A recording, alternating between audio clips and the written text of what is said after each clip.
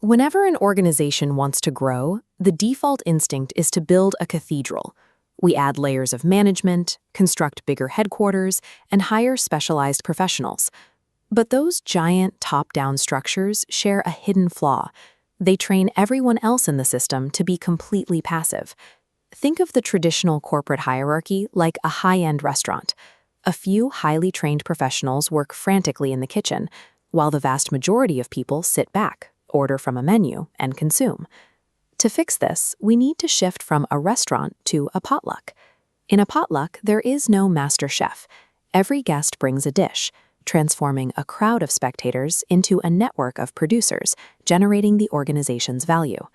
This creates a direct mechanism of accountability. If you show up empty-handed and decide not to participate, there is simply less food on the table. The entire group feels the immediate, tangible impact of your passivity. A truly resilient network doesn't rely on building a grand stage for a few experts. It thrives by creating an environment where every single person is required to contribute and has the authority to do so. If everyone is operating out of their own proverbial living rooms, managing themselves, a massive logistical problem arises. How do you keep thousands of independent units aligned without a central headquarters directing traffic? The common approach is a topology sociologists call the bicycle wheel.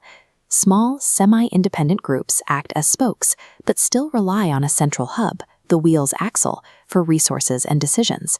That center becomes a fatal bottleneck. The solution is to restructure into a bunch of grapes. In this mesh network, there is no central axle. Every single grape, every local node, contains the complete organizational DNA and the authority to function entirely on its own.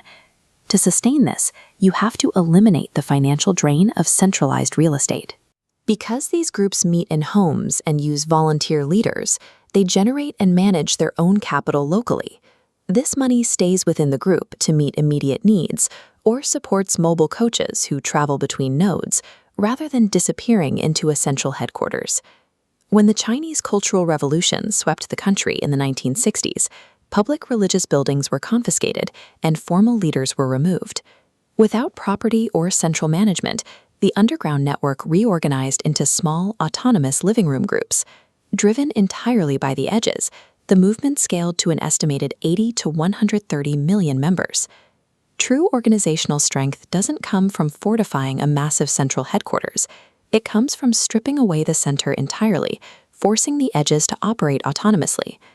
Giving total autonomy to small, distributed groups terrifies most managers because it looks like a recipe for chaos. To prevent a drop in quality, these networks rely on a highly accelerated master-apprentice dynamic. This operational engine is a protocol called the MAL method. It stands for model, assist, watch, and leave. It starts with model, where the experienced mentor demonstrates how to run the group. Very quickly, they shift to assist. The new apprentice takes the wheel, while the mentor stays right beside them. In the third phase, watch, the mentor steps into the background. The apprentice runs the entire operation completely independently, and the mentor only observes. So once this local group reaches 20 or 30 people and hits the physical capacity of the room, what does the mentor do next? They leave. The mentor departs to seed an entirely new node. The original group, now too large for its physical space, performs biological cell division, splitting into two complete, capable, and separate units. They multiply horizontally instead of building vertically. This ensures the organization scales indefinitely without ever needing to reintroduce layers of bureaucracy. The mechanics are straightforward, but the primary barrier to pulling this off is psychological. Leaders instinctively resist dismantling their own prestige. Executing this model requires the people at the top to voluntarily abandon their podiums. You have to give up the status of a corner office or a grand stage to push power down to the participants. To review the framework, first, choose the potluck to turn consumers into producers. Second, organize as a bunch of grapes rather than a bicycle wheel. Operationally, use the model, assist, watch, leave protocol. Finally, force horizontal division instead of funding new buildings. Take a hard look at the structures around you. Are you paying for the illusion of control in a rigid cathedral? Or are you ready to unleash the relentless momentum of the living room?